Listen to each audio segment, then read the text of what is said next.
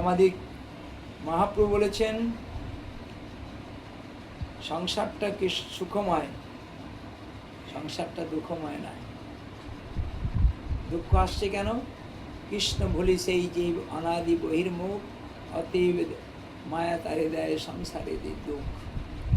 দুঃখ পাচ্ছি মানে কৃষ্ণকে আমরা ভজন যেভাবে করার দরকার সেটা করছি না।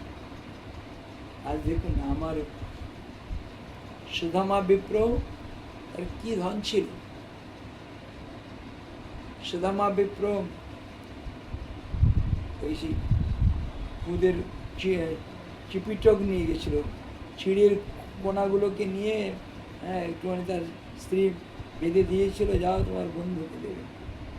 খুব আদর করে সেগুলো গ্রহণ করলেন। হ্যাঁ, ওরে ভগবান কত তৃপ্তি!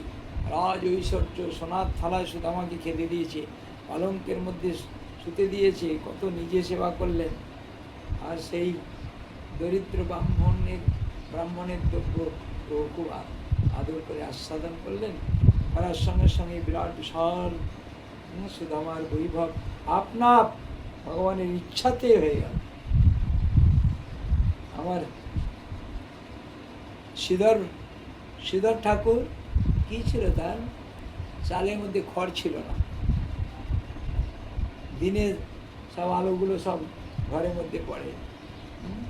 সেই শ্রীধরের বাড়িতে গিয়ে বাইরে একটা লোহা পাত্রে জল আছে, সেইটাই মহাপ্রভু ঢক ঢক করে খাচ্ছে। বললে প্রভু ছি ছি ছি, এই পাত্রে আপনি জল পান করছেন, হায় হায় হায়। বললেন শ্রীধর, ভক্তের দ্রব্য প্রভু কারি কারি খায়, ভক্তের দ্রব্যে আমার বড় লালসা।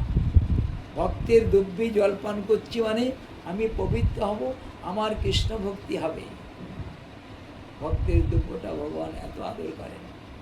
সেই জন্য সংসার সুখময় আনন্দময় তখনই হবে খুব অনুরাগে সেই ভজন করতে হবে।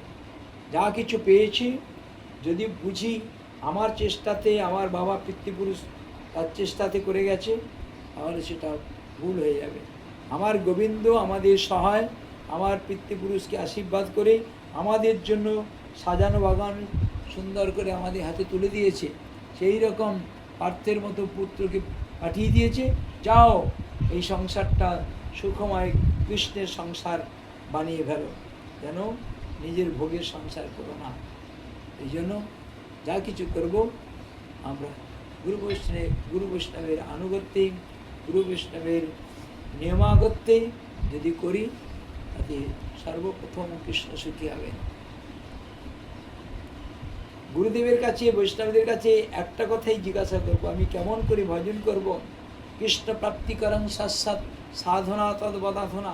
হে সাধু বাবা, আপনি বলুন ভজন করার পদ্ধতি কী, ভজন করব কেমন করে, ভগবানকে ভালোবাসবো কেমন করে। সেই ভালোবাসার পদ্ধতি জেনে সেই সংসারটা যদি কৃষ্ণের সংসার করতে পারি, তাহলে বলতে হবে না আমায় সুখ দাও গো, সুখ দাও গো। সুখ কোথায় দিয়ে এসে যাবে কোনো চিন্তা নেই। বলুন না, সংসারে কোনো ব্যক্তি দুঃখ চায়?